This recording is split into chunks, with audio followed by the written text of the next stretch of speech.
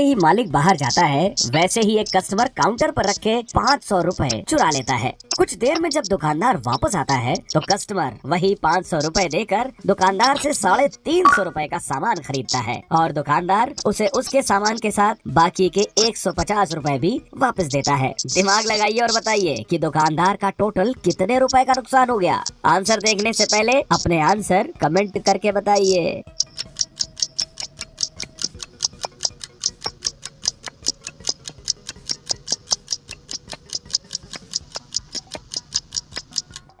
दुकानदार के 500 रुपए का ही नुकसान हुआ है। कैसे?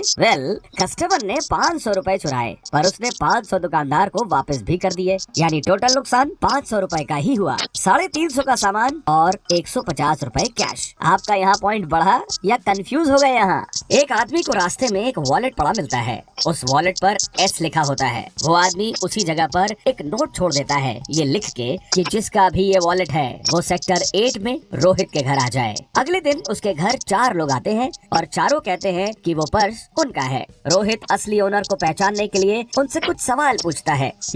आप लोगों का नाम क्या है? पहला लड़का कहता है शुभम, दूसरा वैभव, तीसरा साकेत और चौथा श्याम। रोहित फिर दूसरा सवाल पूछता है, ये वॉलेट आपने कब खोया था? पहला आदमी कहता है दोपहर में घर जाते वक्त। दूसरा, जी दोपहर में स्टेशन जाते वक्त। तीसरा, दोपहर में जब दोस्त से मिलने गया था तब। और चौथा, शाम को जब मैं सब्जी लेने गया हुआ था। रोहित को अब भी 2 लोगों पर शक जाता है और वो एक सवाल पूछता है, वॉलेट कौन से कलर का था? पहला आदमी कहता है ग्रीन, दूसरा ब्राउन, तीसरा ब्राउन और चौथा भी ब्राउन ही कहता है। रोहित को अब समझ में आ जाता है कि बैग किसका है। क्या आप समझ पाए? आंसर देखने के पहले अपने आंसर कमेंट करके बताइए।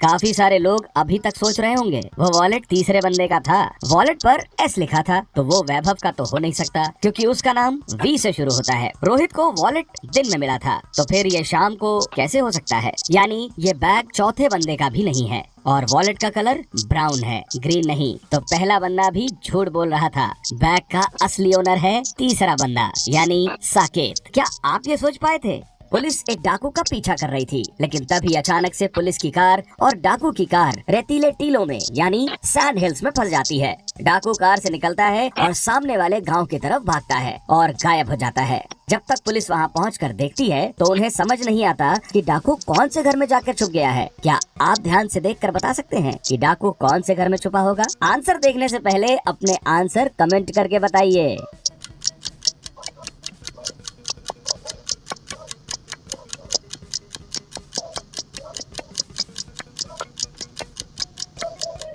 बाकी घरों में पैरों के निशान उस घर के गेट तक जा रहे हैं लेकिन गेट तो बंद है। लेकिन अगर आप पैरों के निशान को ध्यान से देखेंगे तो घर डी के पैरों के निशान खिड़की की तरफ जा रहे हैं। मतलब डाकू जरूर इस खिड़की से घर के अंदर घुस गया होगा।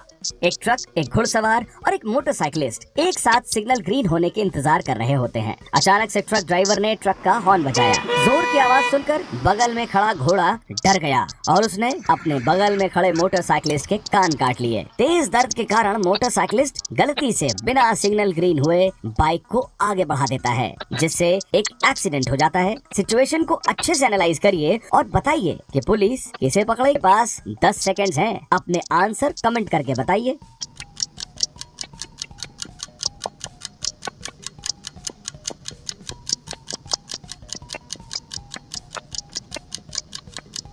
अगर आपने मोटरसाइकिलिस्ट सोचा तो आपका यहाँ 1 पॉइंट बढ़ेगा। मोटरसाइकिलिस्ट गिरफ्तार होगा क्योंकि ट्रक तो सिग्नल पर हॉर्न बजाएगी ही। घोड़े को पुलिस गिरफ्तार कर नहीं सकती लेकिन मोटरसाइकिल वाले ने हेलमेट पहना होता तो उसका कान भी सही सलामत होता और एक्सीडेंट भी ना होता। था ना मजेदार? एक लेडी अपने स्कूटर पर बहुत लोगों को लिफ्ट दिया करती थी। एक दिन ऐसे ही उसने किसी को लिफ्ट दिया और उस दिन उसकी मौत हो गई। डिटेक्टिव आशीष तुरंत वहाँ पहुँच जाता है, सीन को देखता है और समझ जाता है कि ये मर्डर नहीं एक्सीडेंट है। पर कैसे? डिटेक्टिव को ऐसा क्यों लगता है कि ये मर्डर नहीं एक एक्सीडेंट है? इसका हिंट वीडियो में ही है तो आप चाहें तो वीडियो को पीछे करके देख सकते हैं। आंसर देखने के पहले अपना आंसर कमेंट करके बताइए।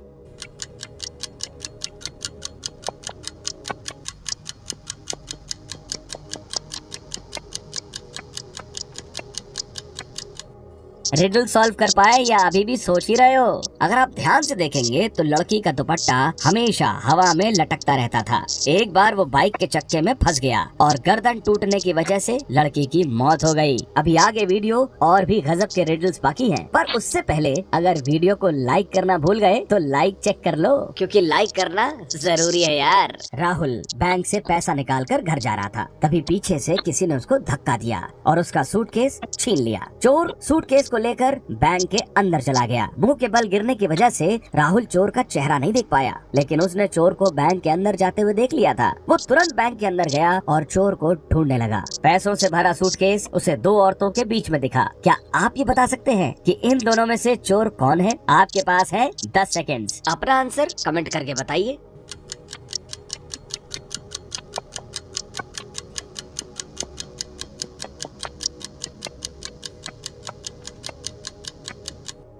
पता लगा पाए? अगर ए ने चोरी की होती तो सूटकेस उसके राइट में होना चाहिए था, क्योंकि उसके लेफ्ट हैंड में प्लास्टर है, मतलब चोरी बी ने की है। क्या आप बता सकते हैं कि इस लेडी का हस्बैंड कौन है? तीनों फोटोज को गौर से देखिए और मेरे बताने से पहले अपना आंसर कमेंट कीजिए।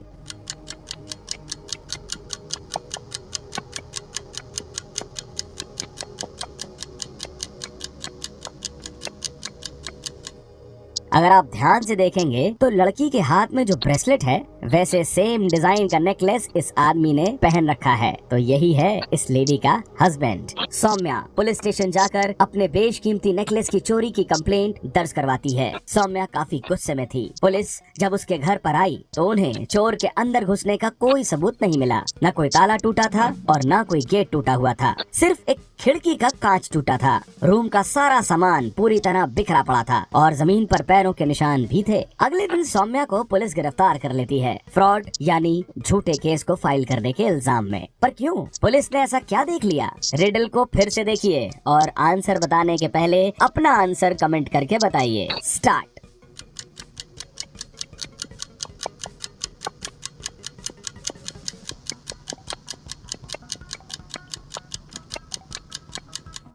ओवर। पुलिस को विश्वास हुआ कि सौम्या झूठी है, क्योंकि रूम की खिड़की रूम के अंदर से तोड़ी गई थी। अगर वो बाहर से टूटी होती तो फर्श पर कांच बिखरे पड़े होते। इन तीनों रास्तों को ध्यान से देखिए और मुझे बताइए कि आप कौन सा रास्ता चुनेंगे। पहला रास्ता नुकीले बर्फ का है, दूसरा रास्ता गरम लावा का है और तीसरा रास्ता जलते हुए कोयले यानी कोल का है। आंसर देखने से पहले अपने आंसर कमेंट करके बताइए।